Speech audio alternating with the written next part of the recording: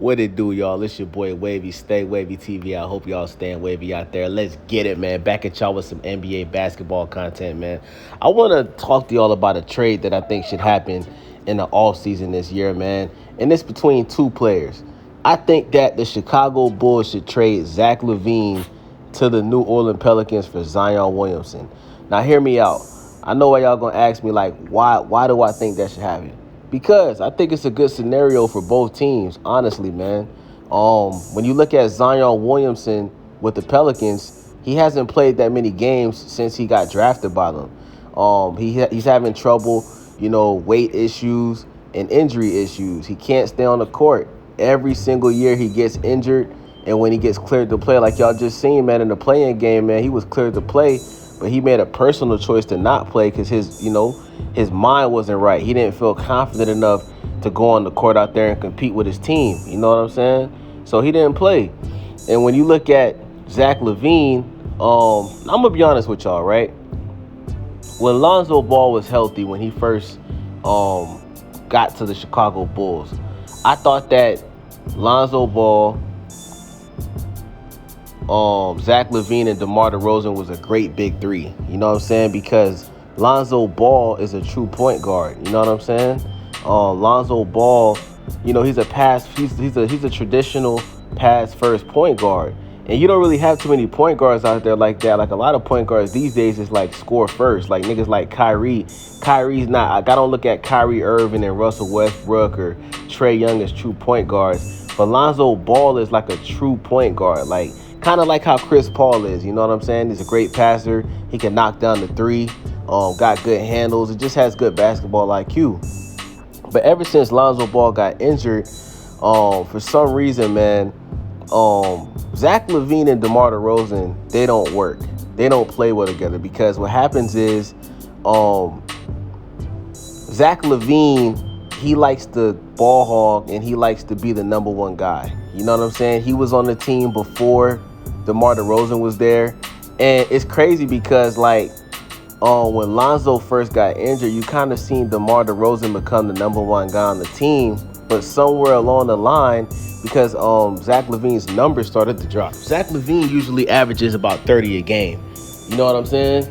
But when DeMar DeRozan got to the team and Lonzo got injured, you started to see Zach Lavine's numbers go from like basically 30 a game to like 24 or like 23 a game. And out of nowhere, it seemed like there was a concerted effort from Zach Lavine to pretty much take his spot back as the number one guy. And it got so bad to the point where the Chicago Bulls coach, Billy Donovan, was putting Zach Lavine on the bench and kind of taking shots at Zach Lavine in the press conferences. And they was just going back and forth. And you seen Zach Lavine just basically just start ball hogging. And this is the thing, right?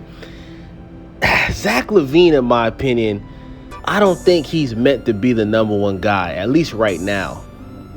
And the reason why I say that is because he takes a lot of dumbass shots. Number one, he holds the ball too long.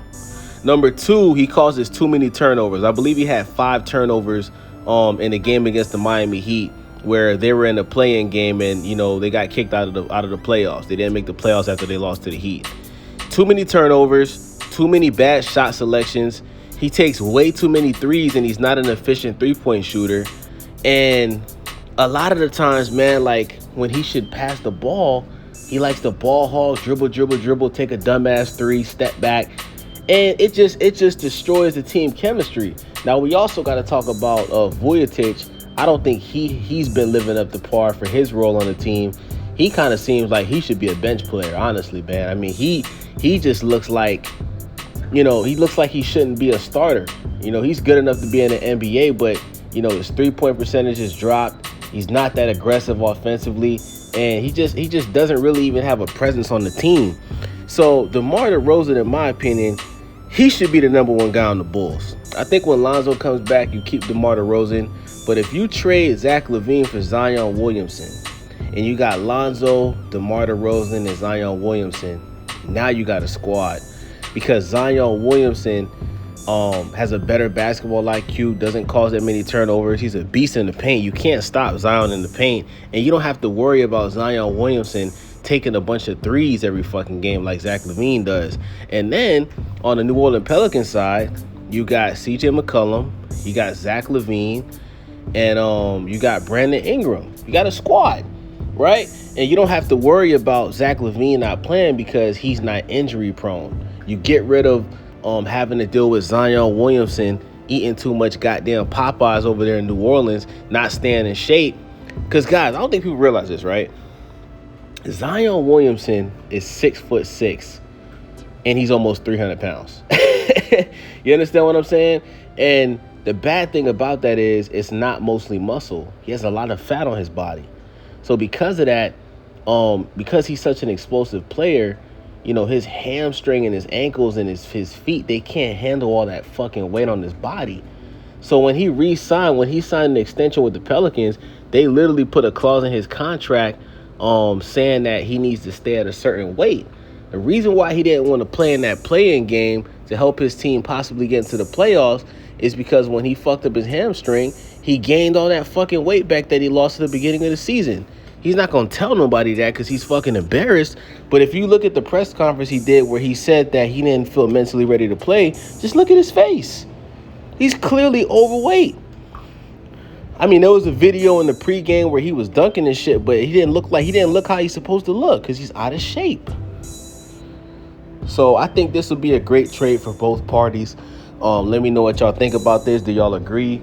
Do y'all disagree? Leave some comments below. Let me know what y'all think. If y'all got some trade suggestions that you think should happen in this offseason, let me know. It's your boy Wavy. I'm out. Let's get it.